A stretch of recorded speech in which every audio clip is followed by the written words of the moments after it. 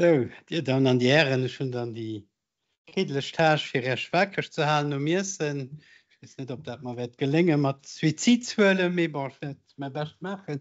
Also schon méch ma még Präsentatiun op Fraéich fir dat doch Maximum vu Leiit versteet watch so en anschwll awer do fir run dem Charel as en ganz Ekipp vum Okajo Merci so fir verschiedene Sachen. Echtens mo fir d'Invitationun. Zweitens awer och fir dat Semaine de la santé mentale ha thematiséiert hunn die vom 7. bis den 20. Oktober des Jahr sinn wie fir an allem auch weil die Plattform ha git fir ze summen zivaluieren wat man nach kënne verbessern ha am Land santé mental notamment bei de Jonken bei de Kanner bei de Jonken. An der menglech ganz große Merci, dat der quasi an all Äre Rapporten immer auch santé mental uschwätzt, das menglech wichtig an sie noch froh, dat man Leute mitten an Atelier können ze Summe schaffen an dat d'Idee vun ënne kommen. Ich meine, das ganz flotte Message. Voilà, ich fuhren also dann auf Französisch weiter. Alors, je vais vous présenter des chiffres sur la santé mentale des jeunes au Luxembourg. Alors, j'ai fait une sélection parce qu'on ne peut pas tout montrer et je me suis basé sur certains indicateurs que vous allez rencontrer là très, très prochainement. Ah, apparemment, c'est... Ah, d'accord, ok, voilà. Alors, quand on s'intéresse à la santé mentale d'une population, on se base sur certains indicateurs. Alors, il y a plusieurs indicateurs qui permettent de mesurer l'état de la santé mentale. Donc, il y a la mortalité spécifique, que ce soit par le suicide, par l'abus de drogue ou d'alcool. Il y a des données sur la morbidité en matière de troubles mentaux. Il y a des indicateurs génériques. Alors aujourd'hui, je vais vous présenter essentiellement des chiffres sur le suicide, sur la dépression et quelques indicateurs génériques de l'étude HBSC. Alors, il y a d'autres indicateurs dont je ne vais pas du tout parler, mais on en a un peu parlé ce matin avec Dr Berthet. Par exemple, quelles sont les ressources de soins du système de soins dans le pays et comment ces ressources sont utilisées. Donc ça, je ne vais pas du tout en parler. Je vais plutôt me focaliser sur la mortalité spécifique et surtout sur la mortalité par suicide. Alors, certains chiffres, je suppose que vous les connaissez déjà, donc je vais essayer d'être un peu plus précis. Le slide que vous voyez, c'est le nombre de suicides depuis 2000 jusqu'à 2022. 2022 sont les derniers chiffres dont nous disposons aujourd'hui. Donc, vous voyez que ces chiffres fluctuent d'année en année. C'est un peu normal, on est un petit pays avec des petits chiffres. Donc, forcément, ça fluctue d'année en année. Vous voyez que les barres bleues sont plus élevées que les barres rouges. Ça aussi, c'est quelque chose qui est assez classique, on va dire, dans les pays en Europe, c'est-à-dire que le suicide est plus fréquent chez les hommes que chez les femmes, environ 3 à 4 fois plus fréquent selon les années. Alors, quand ça fluctue comme ça, on a tendance, on recommande plutôt de regrouper en périodes d'années. Ce que je vais faire, là, vous voyez, si on prend la période de 2018 à 2022, vous voyez qu'en moyenne, on avait 60 suicides par an au Luxembourg. Si on compare avec les 5 années précédentes et avec les 5 années encore avant, et encore la période d'avant, vous voyez que les chiffres sont élevés, 60 suicides par an, c'est beaucoup trop, mais par rapport aux périodes précédentes, on s'est amélioré. Sachant aussi que, et ça c'est pas négligeable, la population entre 2000 et 2022 a augmenté. On a une augmentation de la population de près de 2% tous les ans. Donc vous voyez, ça fait presque 49% de population en plus, alors que les chiffres ont tendance à diminuer. Un petit clin d'œil pour les collègues du ministère et de la direction de la santé. En 2015, le premier plan national de prévention du suicide a été instauré. Et vous voyez, Alors, on ne peut pas vraiment attribuer la baisse des chiffres au plan national qui a été mis en place durant cette année, mais on ne peut pas non plus nier que ces chiffres, que la baisse des suicides soit aussi due à toutes les actions de prévention qui ont été réalisées depuis 2015. Donc, ça montre quand même que quand la politique s'intéresse à la prévention du suicide, on peut changer les choses et on peut diminuer le nombre de suicides. Alors maintenant, je vais faire un zoom. Donc, je reviens sur le schéma. Je vais faire un zoom sur la population qui nous intéresse plus particulièrement ici, aujourd'hui. Alors, on va voir le même tableau avec cette fois-ci uniquement le nombre de suicides chez les moins de 15 ans, toujours pour la même période, 2000 à 2022. Vous voyez dans le titre le nombre de cas qu'il y a eu. En tout, 7 suicides de moins de 15 ans, des jeunes de moins de 15 ans pendant ces 23 années. Ça correspond à environ 0,4% de tous les suicides durant cette période. Si on ajoute la catégorie d'âge 15 à 19 ans, vous voyez que l'effectif est de 48, 3% de tous les suicides sont des suicides de jeunes en dessous de 20 ans pour la période que vous voyez. Et si on ajoute encore la catégorie d'âge 20 à 24 ans, vous voyez, on est à un effectif de 118 sur une période de 23 ans et un pourcentage de 7,3 de tous les suicides qui ont eu lieu au Luxembourg durant cette période. Donc là aussi, on peut aussi regrouper en période de 5 années. Donc en faisant cela, vous voyez l'évolution. Donc on est aussi a priori dans des chiffres qui sont moins élevés qu'il y a 10, 15 ou 20 ans. Et si on considère aussi que la population des jeunes en dessous de 25 ans a bien sûr augmenté pendant ces 23 années. Donc, les chiffres, voilà, 4,4 en moyenne par an, c'est toujours trop, mais c'est nettement mieux que ce qu'on a déjà connu au Luxembourg il y a quelques années. Alors ici, je vous ai amené une statistique qui montre la part des suicides dans la mortalité générale en fonction de l'âge, toujours pour la période 2000 à 2022. Donc, on parle de 1600 suicides en tout. Et vous voyez en pourcentage, alors je vais vous expliquer peut-être pour ceux qui ne sont pas habitués à analyser des données. Par exemple, parmi les 25 à 29 ans, c'est la barre la plus haute que vous voyez sur ce schéma, sur 100 jeunes âgés de 25 à 29 ans qui décèdent au Luxembourg, environ 27 décèdent par suicide. Donc on voit que le suicide est une des premières causes de mortalité chez les jeunes. Vous voyez que plus on vieillit, moins la part des suicides est élevée dans la mortalité générale. C'est normal, plus on vieillit, plus on a tendance plus on décède pour d'autres raisons que le suicide. Donc, l'impact du suicide chez les jeunes, même si on a peu, comme on a pu le voir dans les statistiques précédentes, l'impact sur la mortalité est quand même important.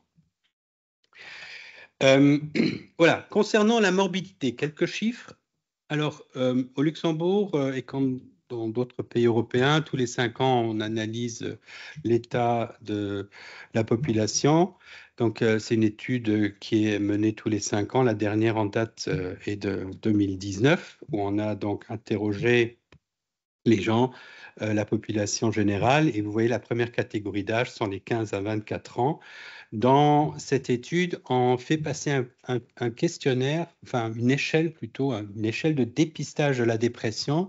Généralement, elle s'appelle PHQ-9, donc ce sont 9 questions sur les caractéristiques de la dépression. Dans cette étude-là, il n'y a que les 8 premières qui ont été posées. Et avec cette échelle, on peut mesurer, analyser si la personne interrogée présentait suffisamment de symptômes sur la dépression pour pouvoir dire qu'elle avait, au cours des 12 derniers mois, éventuellement une dépression. Donc, vous voyez, la moyenne générale est de 10,3 et la population qui nous intéresse ici, les 15 à 24 ans, sont légèrement au-dessus de la moyenne générale. Donc, il y aurait plus de jeunes de 15 à 24 ans touchés par la dépression que dans la population générale.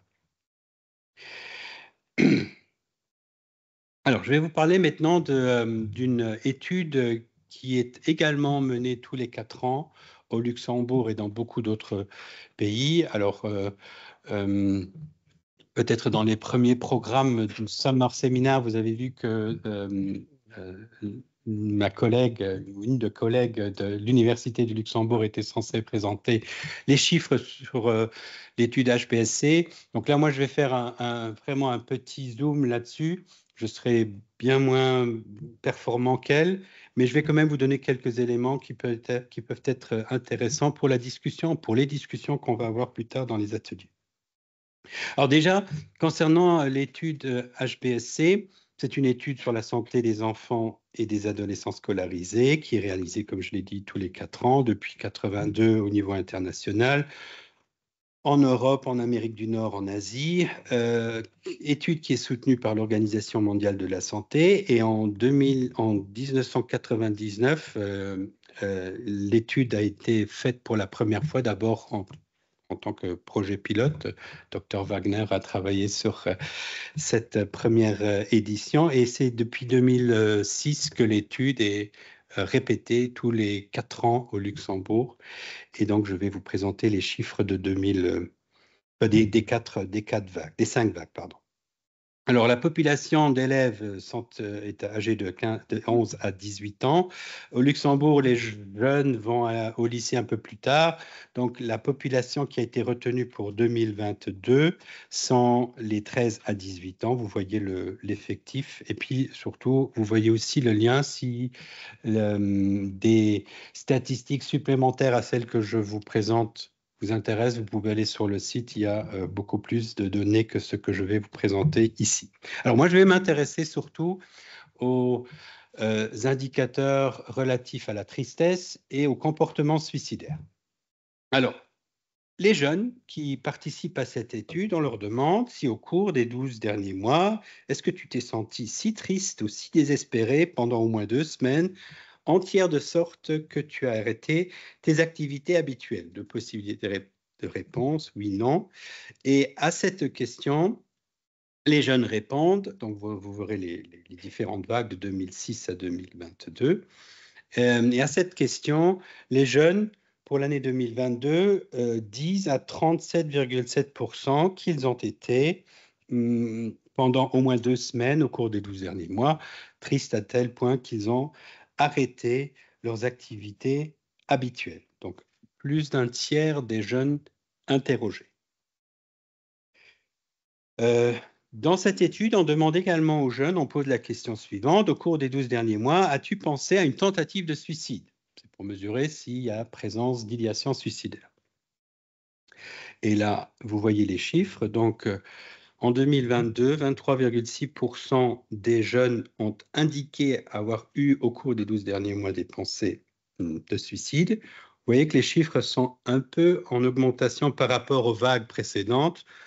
En 2018, pour des raisons administratives, les questions du suicide, qui sont des questions optionnelles dans cette étude, n'ont pas été posées. Je ne vais pas rentrer dans le détail, mais donc on n'a pas de données, donc on a un trou de 8 années où on n'a pas de données sur les idéations suicidaires chez les jeunes scolarisés. Alors peut-être qu'il faut quand même préciser que pour la dernière vague, donc de 2022, on a un peu changé la question des idéations suicidaires. Avant, on posait la question, au cours des 12 derniers mois, as-tu pensé sérieusement à une tentative de suicide? Mais on ne savait pas vraiment définir ce que ça voulait dire sérieusement, donc c'est pour ça que ça a été retiré. Autre question posée aux jeunes, au cours des 12 derniers mois, as-tu réfléchi à une méthode que tu utiliserais pour faire une tentative de suicide? Là, pareil, vous voyez les chiffres sont en augmentation par rapport aux vagues précédentes. Donc 20,9 pour l'année 2022 14 pour la vague 2014 et 11,3 pour la vague 2010. Autre question posée aux jeunes. Combien de fois as-tu fait une tentative de suicide au cours des 12 derniers mois? Donc, possibilité de réponse jamais. Une fois, 2 à 3 fois, 4 à 5 fois, 6 fois ou plus. Et là aussi, vous voyez les chiffres. Donc, 11,8% des jeunes qui ont participé à cette étude disent avoir fait au moins une tentative de suicide, pas de données pour 2018, et vous voyez aussi que c'est en augmentation par rapport aux deux vagues de 2010 et 2014. Là aussi, la question a été légèrement reformulée dans la vague 2022. Donc, toutes les données ne sont pas comparables d'une vague à l'autre. On a profité finalement du trou de 2018 pour se dire, allez, recommençons par zéro, reformulant les questions un peu plus, de manière plus pertinente, et puis pour les prochaines vagues, on pourra mieux comparer. Donc voilà, ça a été aussi une chance, le fait de ne pas avoir de données pour l'année 2018, on a pu travailler sur les questions. Autre question qui a été posée aux jeunes, si tu as fait une tentative de suicide au cours des 12 derniers mois, cette tentative a-t-elle entraîné une blessure, un empoisonnement ou une overdose qui a exigé une prise en charge par un médecin ou une infirmière? Bon, vous voyez les réponses possibles. Et donc, à cette question-là, alors on n'a malheureusement que les données de 2022 parce que cette question, telle qu'elle, n'a pas été posée dans les vagues précédentes. Il y avait d'autres questions sur les tentatives de suicide dans les vagues précédentes, mais pas celles que je viens de vous lire. Donc, vous voyez, parmi ceux qui ont dit avoir fait au moins une tentative de suicide, 38,6 disent avoir été, que leur tentative de suicide a entraîné des blessures, un empoisonnement ou une overdose, qui a nécessité la prise en charge d'un professionnel de santé. Donc voilà, vous voyez, les chiffres sont, moi je trouve, importants, élevés, donc ça montre que même qu'on a du travail, on a suffisamment de travail pour prévenir et prendre en charge les jeunes qui ne vont pas bien dans nos écoles, dans nos lycées. Alors ici, simplement pour que vous voyez, tout à l'heure, je vous ai montré qu'il y avait plus d'hommes que de femmes qui se suicidaient. Ici, vous voyez dans les comportements suicidaires, dans les idéations suicidaires, pardon, vous voyez quand même qu'il y a une belle différence entre les filles et les garçons. 31,2% des filles disent avoir eu au cours des 12 derniers mois des pensées suicidaires, comparé aux 15,6% chez les garçons. Et si vous regardez les autres vagues, vous voyez que c'est à peu près toujours un rapport de 1 sur 2 entre garçons et filles. Quelques indicateurs génériques d'état de santé, toujours issus de l'étude HBSC. Alors, dans cette étude, on demande aux jeunes s'ils se sentent mal, s'ils se sont sentis mal au cours des 6 derniers mois. Et vous voyez ici le nombre de jeunes qui ont déclaré se sentir mal plus d'une fois par semaine au cours des 6 derniers mois. Donc, je vous lis les données. Parmi les 15 à 18 ans, 45% des filles et 18% des garçons disent s'être sentis mal au moins une fois par semaine au cours des 6 derniers mois. Et vous voyez que pour les catégories d'âge en dessous, et vous allez voir ça pour les autres indicateurs que je vais vous présenter, plus on est âgé à l'adolescence, si je peux me permettre de le dire comme ça, plus le mal-être est visible. Chez les 11 à 12 ans, vous voyez 23% chez les filles et 13% chez les garçons déclarent se sentir mal plus d'une fois par semaine au cours des 6 derniers mois. Les adolescents déclarant se sentir seuls la plupart du temps ou toujours, c'est les deux réponses que j'ai retenues ici, au cours de l'année écoulée.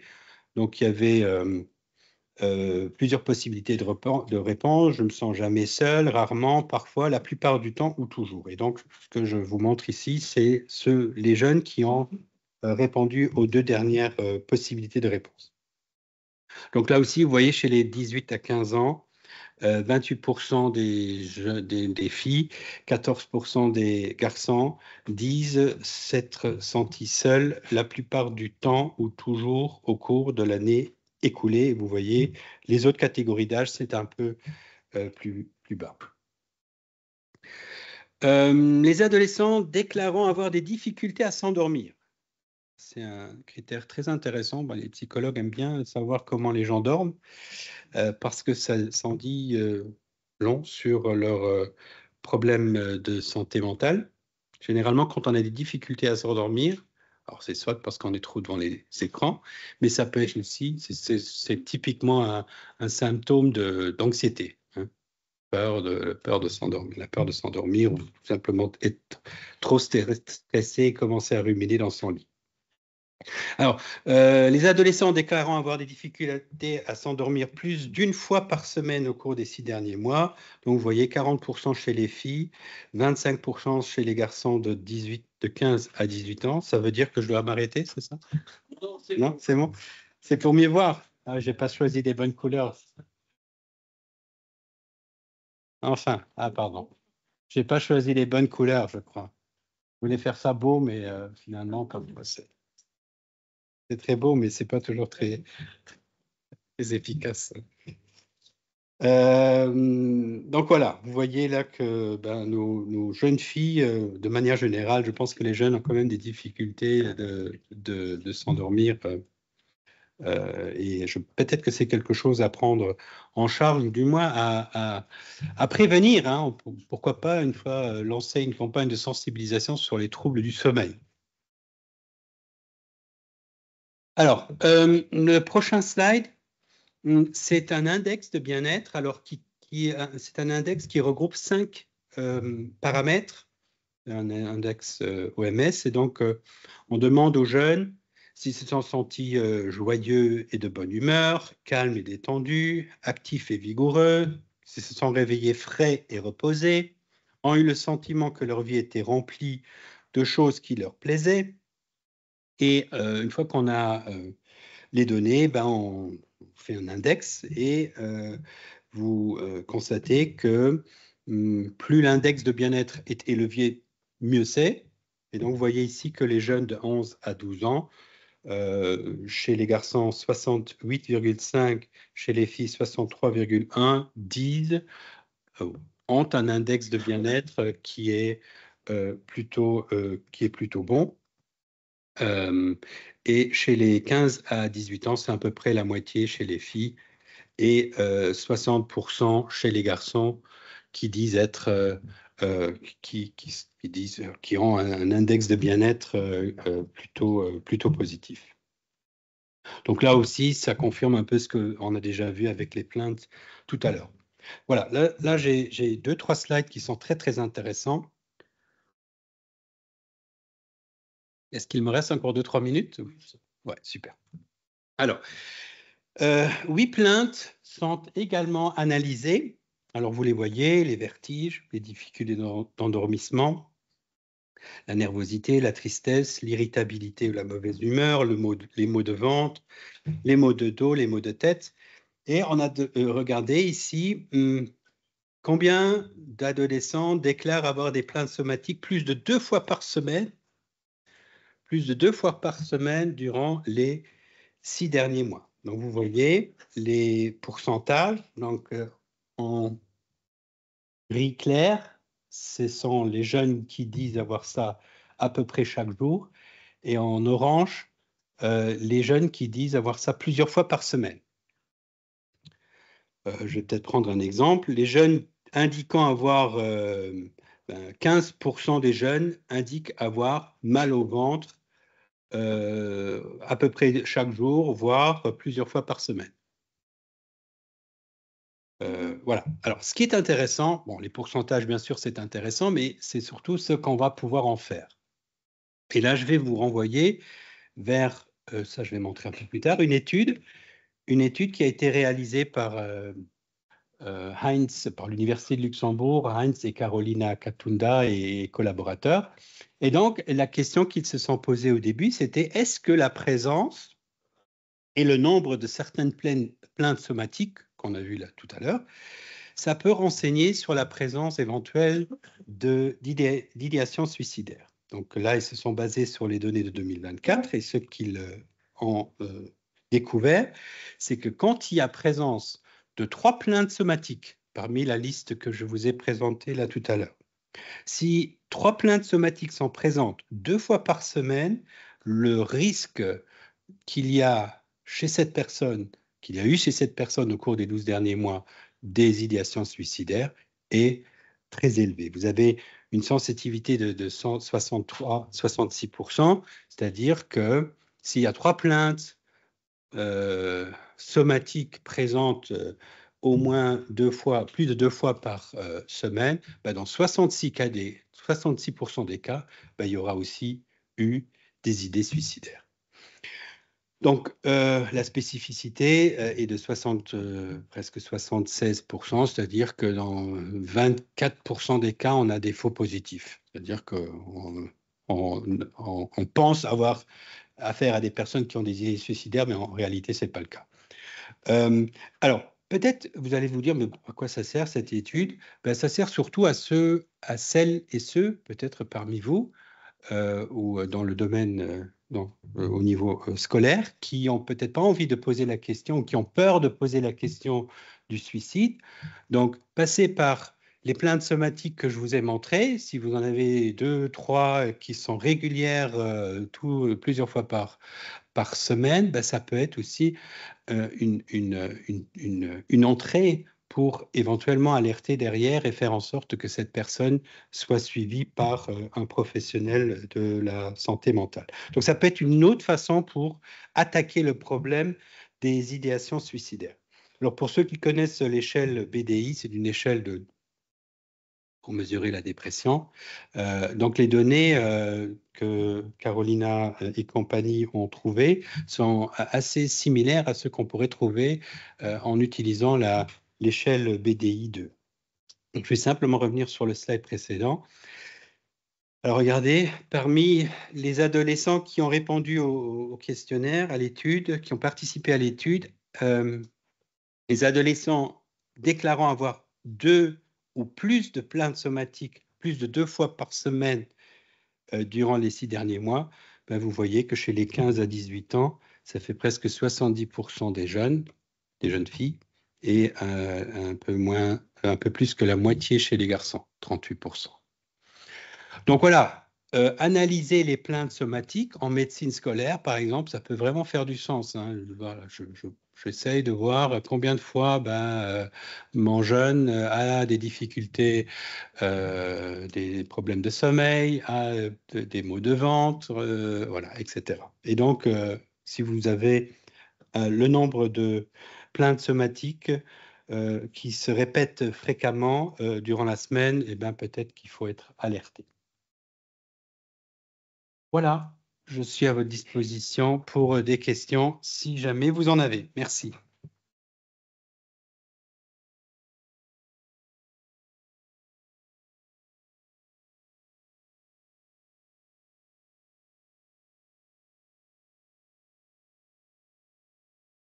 Ja, ich meine, du kannst mal frohen, voilà, du kannst mal frohen, du zu holen. Ich meine, die Zöllen, die da präsentiert wird, sind natürlich sind Neuzöllen, die noch nicht publiziert sind zum Teil, ne? Aus der HBSC, dann die natürlich, es alle gut halt wirklich, das ist noch von Floro ausgegangen ist, an die natürlich auch vieles aus und über den Zustand, Gesundheitszustand, Wohlbefinden von der Kanner, Jugendlichen zu lösen. Ja. Verschiedener sinn schon publizeiert sinn hab vum de Suiziden, die net publizeiert sinn, wie die werden da am Oktober gin am Oktober ma eng Publikaoun auch am Kader vun der Semaine la santé mentale.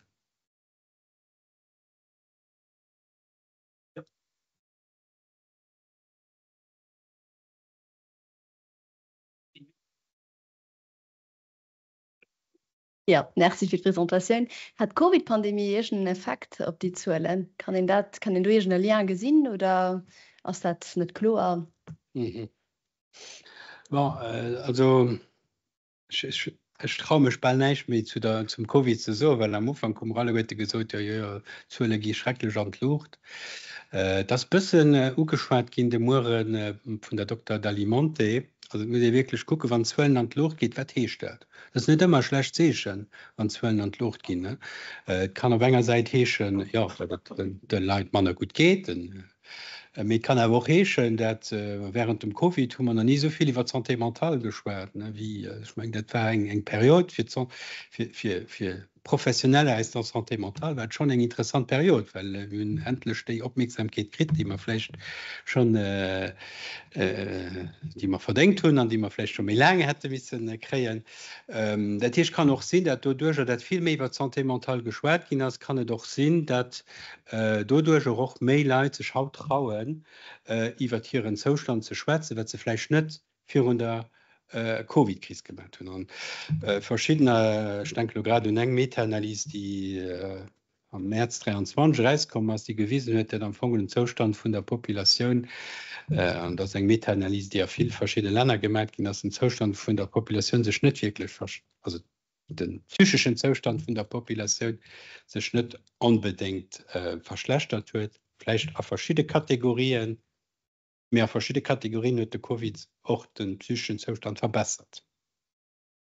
Das schwer op die froh dort zu antworten. Voilà, wir wissen, dat den Effekt gëtt den bisse paradox kann sinn Zölle gin an Luft, mir am Fong dat net unbedingt de schlecht zeschen. Die Tüt ha 2022 gemerk gin. Ja. An Zölle sinn quasi op allen Indikateuren an Luft gangen.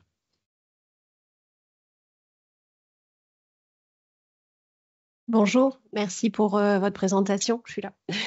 Je voulais savoir quelles sources vous utilisez pour dénombrer le nombre de suicides chez les jeunes au Luxembourg. Oh ben c'est tout simple. D'ailleurs, c'est un document que vous pouvez voir sur Internet. Vous allez sur le site santé.lu et vous avez tous les ans un document qui reprend toutes les causes de décès. Mais après, il faut un peu chercher. Hein. Mais donc, vous avez l'âge des personnes qui se sont suicidées, le genre, et vous avez aussi la méthode qui a été utilisée. Donc voilà, c'est simplement éplucher les dernières 23 années de données du rapport des causes de décès au Luxembourg. Merci. Yeah.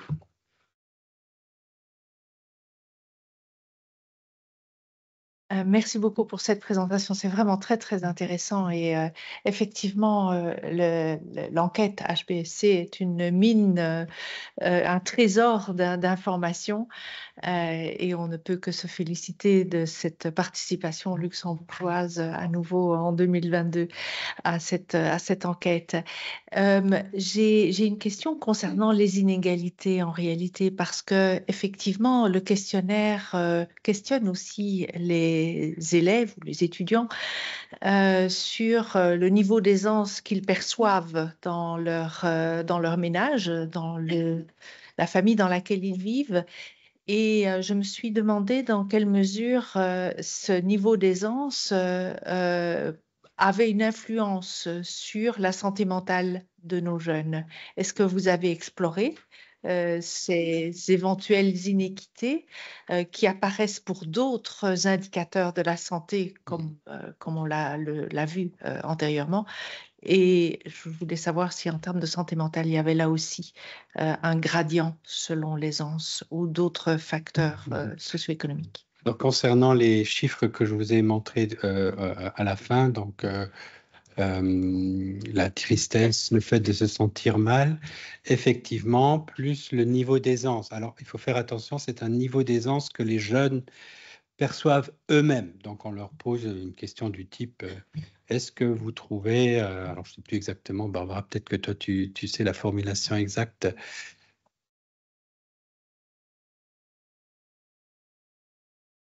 Allô? La Non, formulation de la question. il y a quelques indicateurs matériels, genre combien d'ordinateurs ou de voitures ou d'écrans à la maison. Et il y a aussi une autre question qui est sur l'aisance perçue. Est-ce qu'ils ont, non, je ne sais pas exactement la tournure, mais c'est une perception de l'aisance financière sur une échelle aussi de leurs parents. Mhm. Alors, sur les indicateurs santé mentale, plus le niveau d'aisance est bas, plus les chiffres sont importants. Donc, ça confirme que la précarité, finalement, c'est un facteur de risque pour des problèmes de santé mentale. Bon, je pense que c'est pas nouveau, hein, ça on le savait depuis. Et d'ailleurs, la précarité est aussi un facteur de risque de suicide. Alors, oui, j'ai pas pensé à mettre ces chiffres-là, mais vous les trouvez facilement sur le site de HPSC, où vous pouvez sélectionner effectivement certains paramètres, et là, vous pouvez très bien, ce paramètre, il est bien documenté sur le site. Ja, that's what, madame. C'est très bref. Dans la même verve, je voulais savoir si l'origine migratoire ou la nationalité, voire l'ethnicité, a été aussi pris en considération, voire Oui. Oui, la première génération, deuxième génération. Par contre, j'ai pas des chiffres en tête. Je vais vous dire des bêtises si je réponds à la question. Mais ça aussi, il me semble que sur le site internet, on arrive à filtrer ce paramètre et vous pouvez effectivement voir comment ça évolue.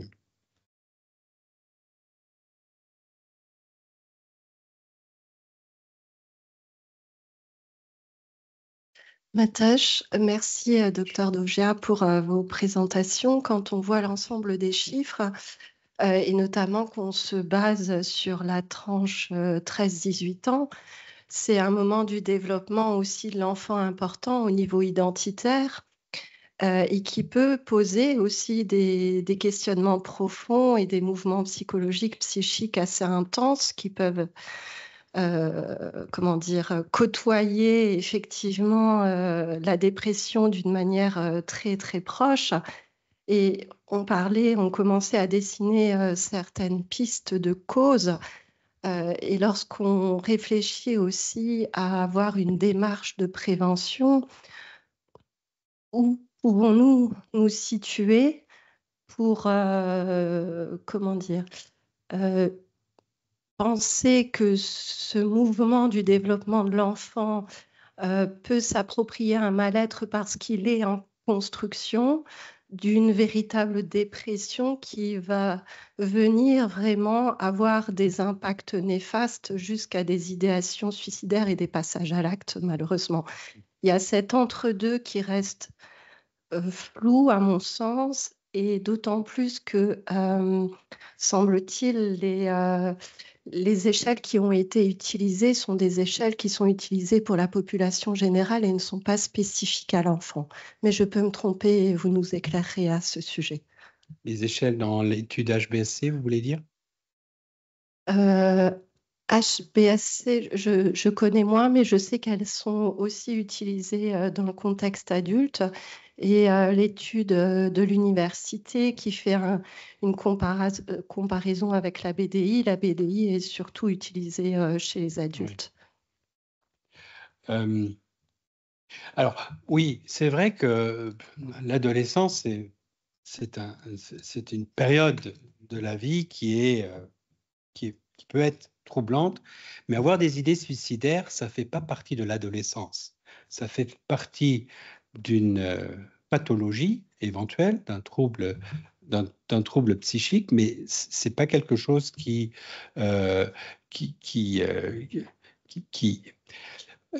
quand on a affaire à des idées, une personne un jeune qui présente des idées suicidaires, c'est qu'il y a un problème de santé mentale. Ce n'est pas un problème d'adolescence.